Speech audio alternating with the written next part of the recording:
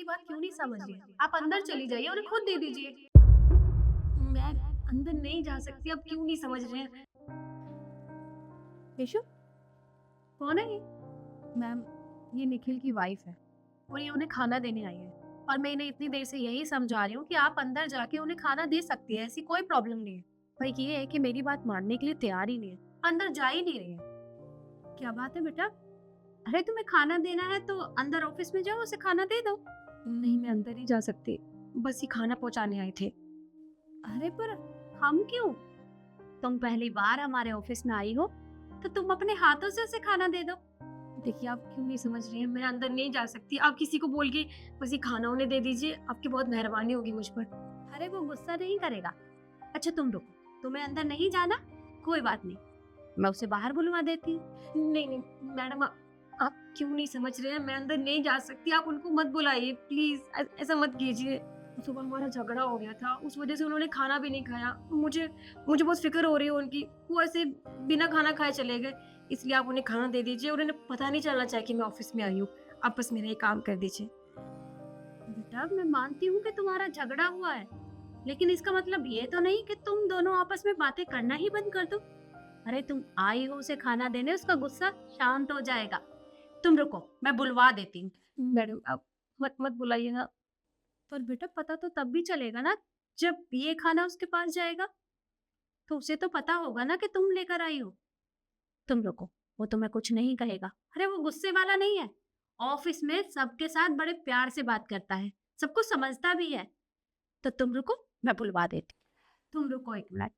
यशु, जरा फोन लगाना।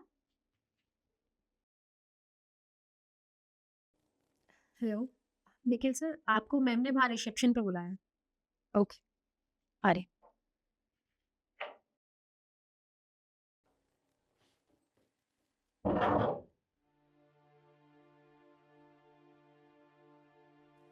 मैम, आपने बुलाया मुझे?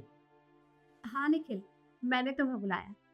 ये देखो, आज हमारे ऑफिस में तुम्हारी पत्नी आई है, और वो भी पहली बार तुम्हारे लिए खाना लेकर।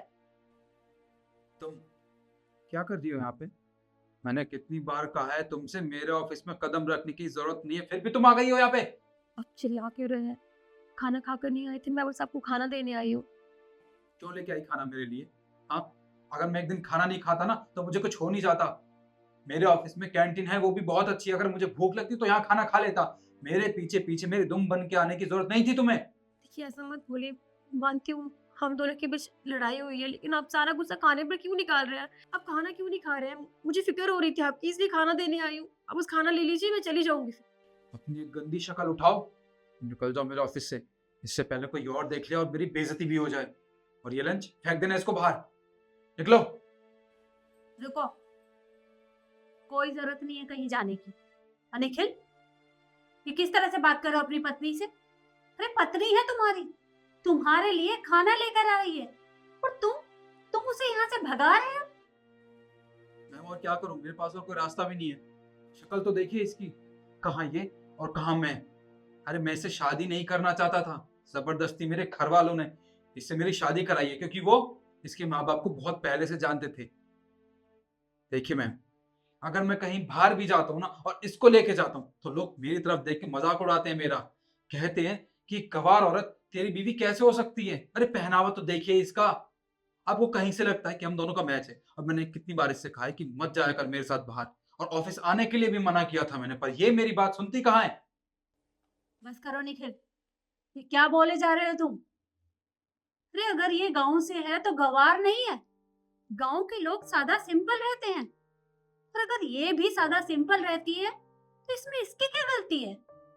अरे इसके लिए ये शहर नया है, और इसे यहाँ के रंग में ढलने के लिए कुछ समय लगेगा। तो कम से कम इसे समझने की कोशिश करो, और तुम होके इसके ऊपर चिल्लाए जा रहे हो। मानती हूँ कि तुम्हारे माँ बाप ने तुम्हारी शादी जबरदस्ती की थी, लेकिन इसमें इस बेचारी का क्या दोष है जो तुम इसे दोषी ठहरा रहे हो? समझ गई, मतलब तुम्हें भी ये शहर की चकाचौंध वाली लड़कियां पसंद है, जो छोटे कपड़े पहनती हैं, क्लबिंग करती हैं, पार्टियां करती हैं, नशा करती हैं, देर रात को घर में घुसती हैं, है ना? ऐसी ही लड़कियां पसंद है ना तुम्हें? पर मुझे मुझे तुम्हारी इस घटिया सोच पे ना बड़ी शर्मिंदगी महसूस हो रही है। अरे तुम्हें इतनी अच्छी पत्नी मिली है, मुझे तो इसके अंदर कोई कमी नजर नहीं आ रही। इतनी सुंदर है, सुशील है, तुमसे प्यार करती है, तुम्हारे बारे में सोचती है, तुम्हारी चिंता करती है, और तुम इसे अनाप शनाप बोले जा रहे हो। जो तुम्हारे मन में आ रहा है तुम वो बोल रहे हो। तुमने एक बार भी ये नहीं सोचा सामने ईशू खड़ी है, मैं हूं, हम दोनों के सामने इसकी बेइज्जती करे जा रहे हो। ये पत्नी है तुम्हारी, अपने माँ बाप को, अपना परिवार छोड़कर आई है सिर्फ तुम्हारे लिए। तुम शहर की लड़कियों, हे भगवान, मैंने कभी नहीं सोचा था कि मतलब तुम भी ऐसे निकलोगे। अरे एक बार इसके बारे में सोचो। देखो निखिल, ये शहर इसके लिए बहुत नया है और इसे यहाँ ढलने में भी टाइम लगेगा, तो तुम्हें इसे समझना चाहिए। तुम्हें इसकी ऐसे बेइज्जती नहीं करनी चाहिए। अरे तुम इससे अभी गुस्सा हो, पर एक बार प्यार से और ठंडे दिमाग से सोचो। ये सिर्फ तुम्हारे लिए यहाँ आई है और तुम ये सब बोले जा रहे हो। मुझे तुमसे ये उम्मीद नहीं थी। मुझे माफ़ कर दीजिए।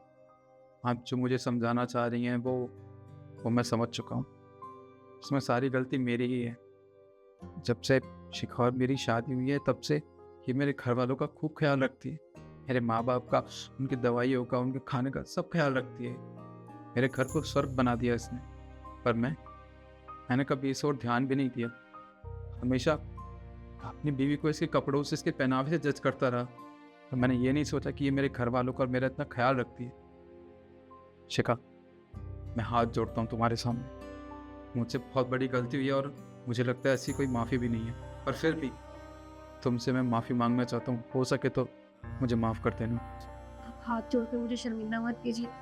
देखिए, मैं बस इतना चाहती हूँ कि आप इस तरह से झगड़ा मत किया कीजिए और मुझे आप समय दीजिए। मैं कोशिश करूंगी, जैसा आप चाहते हैं मैं वैसे बन जाऊंगी। नहीं, तुम जैसी हो मैं वैसा तो मैं एक्सेप्ट करूँगा। ये तो और भी अच्छी बात है। देखो निखिल, तुम्हें तुम्हारी गलती का एहसास हो गया, ये बहुत अच्छा है और मेरी बात भी तुम्हें अच्छे से समझ में आई। पर आगे से कभी भी अपनी पत्नी के साथ ऐसे झगड़ा मत करना। जी। अच्छा, आज ये पहली बार हमारे ऑफिस आई है, तो तुम एक काम करो, इसे हमारी कैंटीन भी दिखाना और पूरा ऑफिस भी घुमाना। अभी तुम दोनों जाओ और कैंटीन में बैठकर खाना खा लो। जी मैम, जी चलें। राहुल, ईशु, तुम अपना काम कंटिन्यू करो।